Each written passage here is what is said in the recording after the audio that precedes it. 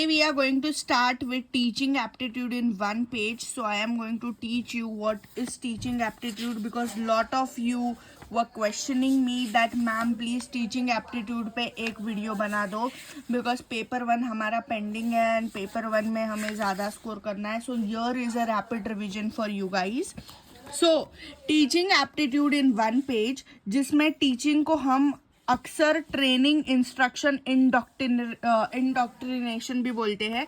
Question ऐसा आ जाता है कि dash indoctrination is also called as, या ऐसे. तो ये अल्टरनेटिव है टीचिंग के, ये याद में रखना है. टीचिंग जो है उसके डेफिनेशंस है art and science. Teaching is a continuous process. It is formal and informal and social and external. ठीक है, सोशल और एक्सटर्नल चीज़ें, टीचिंग इंटरनल नहीं है. ठीक है, अब लर्न उसमें टीचिंग के जो अलग अलग स्टाइल्स है वो है कॉग्निटिव, अफेक्टिव, साइकोमोटर. ओके, फिर लर्निंग के 2 पार्ट्स में लर्निंग डिवाइडेड है, अडोलेसेंट और अडल्ट. ठीक है, ये रहता है concurrent thinking and abstract thinking. ठीक है, इन दोनों में ये फर्क है, concurrent thinking, concurrent thinking and abstract thinking. So जो लर्नर होता है उसका मोटिव और बिहेवियर इंटरनल एंड इंडिविजुअल होता है. समझ आया है? टीचिंग जो है वो एक्सटर्नल है, पर लर्नर का जो मोटिव और बिहेवियर रहना चाहिए वो इंटरनल एंड इंडिविजुअल रहना चाहिए. फिर हम टीचिंग मेथड्स पे आ जाते हैं. ठीक है, जिसमें सेमिनार, असाइनमेंट, प्रोजेक्ट, बट उसमें अलग अलग मेथड्स है. ये मेथड्स पूछे जाते हैं एग्जाम में. Lecture method, discussion method, demonstration method start किया है, एक बार पढ़ लो. Play way method, role play method, brain storming method, buzz grouping method, ये किया जाता था एमस्ट्रॉम से. यूरिस्टिक मेथड, ये किया जाता है एमस्ट्रॉम से. Trial and error method, heuristic method को ट्रायल एंड एरर मेथड भी बोलते हैं, ये अल्टरनेटिव याद रख लो. Deductive method, inductive method. So ये है हमारे टीचिंग के मेथड्स. फिर आता है इवैल्यूएशन सिस्टम, जो कि काफ़ी इंपॉर्टेंट है. Evaluation computer based CBT test रहता है, चॉइस बेस्ड क्रेडिट सिस्टम मतलब ग्रेड. ठीक है, उसमें आता है इवैल्यूएटिव सिस्टम में summative end of the unit, जो एग्जाम के एंड में लिया जाता है. Formative, continuous during the exam. Criteria reference, about 60% distinction. Norm reference not decided by UGC.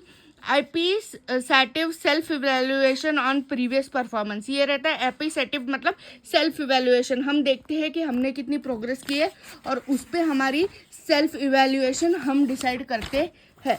उसके बाद आता है लर्निंग डिसऑर्डर, जिसमें है डिसलेक्सिया, रीडिंग प्रॉब्लम रहता है. ये काफ़ी पूछा जाता है, ये एक बार ध्यान से ले लो. Dyslexia, reading problem. Dysgraphia, problem of writing. Dyscalculia, calculation में प्रॉब्लम. डिस्प्रोक्सिया, स्पीच में प्रॉब्लम. ठीक है, तो अब जो हमारे टीचिंग के लेवल्स रहते हैं वो है memory level.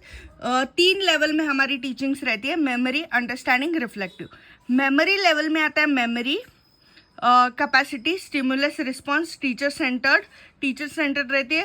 Rote learning, no thinking, जैसे ABCD हमने पढ़ा, आई हमने पढ़ा वैसे.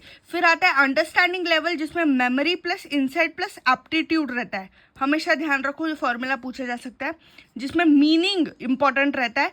फिर टीचर स्टूडेंट बोथ एक्टिव, इसमें सिर्फ टीचर सेंटर्ड है, बट इसमें टीचर स्टूडेंट बोथ एक्टिव है और मास्टर रहता है. तो रिफ्लेक्टिव लेवल में आता है think and apply, problem solving, maths समझ लो. ये student centric, cyclic, open and independent. ये जो रहता है रिफ्लेक्टिव, ये सिर्फ स्टूडेंट सेंटर्ड है, ना कि टीचर सेंटर्ड, ना कि कुछ centres. Only student centre, cyclic और ओपन रहता है और इंडिपेंडेंट रहता है. ठीक है, फिर ऑनलाइन टीचिंग मेथड्स स्वयं आ जाता है, जो कि बहुत इंपॉर्टेंट है. 9 जुलाई 2019. डाउट क्लियरिंग है, इसमें प्रिंसिपल्स है access, quality, equity. 9 to UGC level classes, higher secondary to PG. फिर आता है मूक का क्या आता है, 2016 में आ गया. डिस्टेंस लर्निंग है, लार्ज स्टूडेंट्स है, flexible plus self directed, higher secondary to PG. तो ये जो है ये UG लेवल तक है, अंडर ग्रेजुएट तक है, बट ये जो है ऊपर तक जाता है, हायर सेकेंडरी टू PG तक जाता है.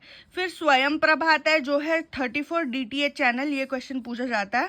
ठीक है, GSAT सैटेलाइट्स. ओके, फिर आता है लर्निंग स्टेजेस, उसमें एडोसेलेंट और अडल्ट. तो 13 to 17 ईयर्स है, इसमें हम करियर चॉइस करते हैं, टीचर सेंटर रहता है, most intellectual fertile learning process. इसमें जो हमारा दिमाग रहता है ना वो एकदम फर्टाइल रहता है, मतलब उसमें कुछ लिखा नहीं रहता है, कोरा कागज रहता है। इस पे जो हमारे टीचर लिखावट कर देंगे वो हम मान लेंगे।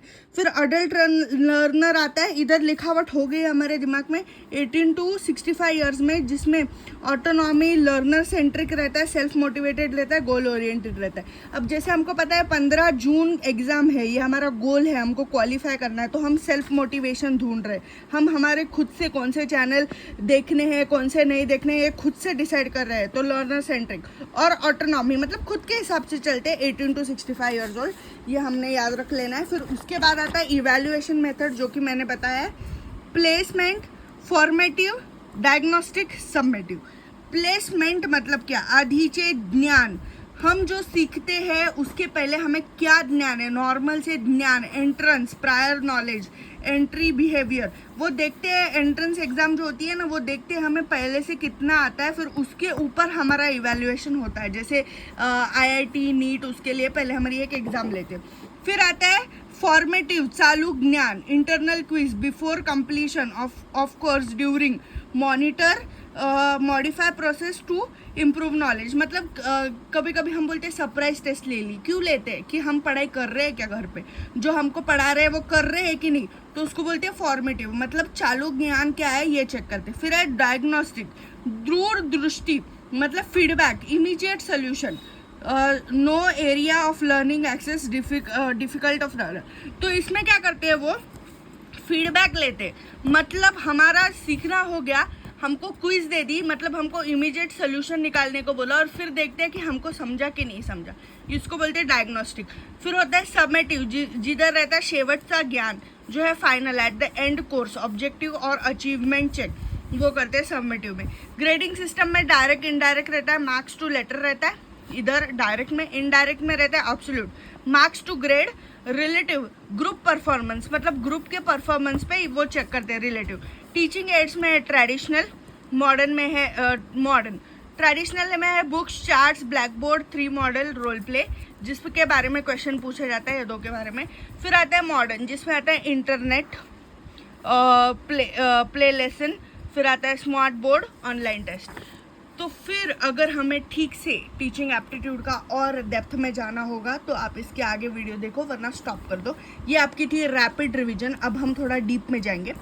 टीचिंग एप्टीट्यूड में teaching, external, social, continuous, formal, informal, art and science, ये है टीचिंग। ठीक है, टू टीच स्मॉल चिल्ड्रन उसको पेडागोजी बोलते हैं, टू टीच बिग चिल्ड्रन इसको एंड्रोगोजी बोलते हैं। Teaching can be defined as skillful application of knowledge, experience, art of imparting instruction to learner in classroom. ये डेफिनेशन काफ़ी बार पूछी जाती है, इसलिए दिमाग में रख लो। डीवी की डेफिनेशन है फिर इधर, considered it as a manipulation of the situation. Manipulation आ गया मतलब समझ लेना डीवी है। HC Morrison, teaching is an intimate contact between mature person and mature person. ठीक है, तो ये जो है ये बोल रहा है मैच्योर पर्सन एंड इमैच्योर होगा शायद, इधर मैंने नीचे ऐसे एरो दिया, इमैच्योर पर्सन होगा शायद। M से मॉरिसन है, M से मैच्योर है, तो जब भी मैच्योरिटी की बात आ जाएगी तो समझ लो भाई ये HC मॉरिसन ने बोला है। फिर Jackson, face to face encounters between 2 or more person, one of whom teacher intends to effect certain changes in the other participant student। तो अभी इधर जब भी बात होगी किसकी, स्टूडेंट की, और इसमें फेस टू फेस आ जाएगा तो जैक्सन समझ लेना, माइकल जैक्सन। तो जब भी बात आ जाएगी कि 2 or more, M से आता है मोर, M से आता है माइकल जैक्सन, तो ऐसे तुम जैक्सन का समझ लेना कि स्टूडेंट से ऐसे ये बोलना है उनको। ठीक है, फिर JB, आर, जेम्स एंड डक्सन। अब इन्होंने 4 फेजेस बताई है टीचिंग की, जिसमें है प्लानिंग फेज, नहीं फर्स्ट है करिकुलम, सेकंड है प्लानिंग फेज, फिर थर्ड है इंस्ट्रक्टिंग और फोर्थ है इवैल्यूएटिंग, ये याद रख लेना। फिर उसके बाद लर्नर आता है, pedagogy, andragogy, heutagogy, 3 models of teaching, types of teaching. ठीक है, ये 3 टाइप्स याद में रख लेना।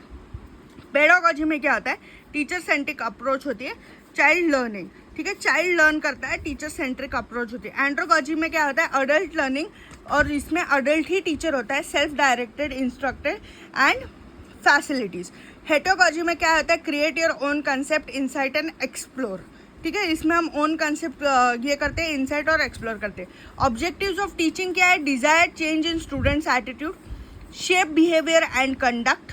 ठीक है, ऑब्जेक्टिव देख लो, 4 ऑब्जेक्टिव है, ये ऑब्जेक्टिव कर लेने हैं, रीड कर लो। इसमें 5th भी है, फॉर्मेशन ऑफ बिलीफ सिस्टम। तो ये ऑब्जेक्टिव भी काफ़ी बार पूछे जाते हैं। और मानो मेरी बात, तो पेपर 1 सबसे इजी है, ये बस याद कर लो। ऐसे नोट्स अगर तुमने बनाया तो पेपर 1 तो भाई तुम्हारे लिए okay. So goals of teaching रहने वाला है वूम टू टूम, मतलब माँ की कोख से जब हम स्टार्ट कर देते हैं पढ़ना तो टूम तक पढ़ते रहते हैं, ये है गोल्स ऑफ टीचिंग। समझा? वूम टू टूम ये किसने बोला है? ये भी क्वेश्चन आता है। ये थॉटफुल होता है, ये थॉटफुल होता है, ये दोनों थॉटफुल रहते हैं। इधर जो रहता है ना सिर्फ रट्टा मारना रहता है। किधर? 3 लेवल्स ऑफ टीचिंग में, समझा ना?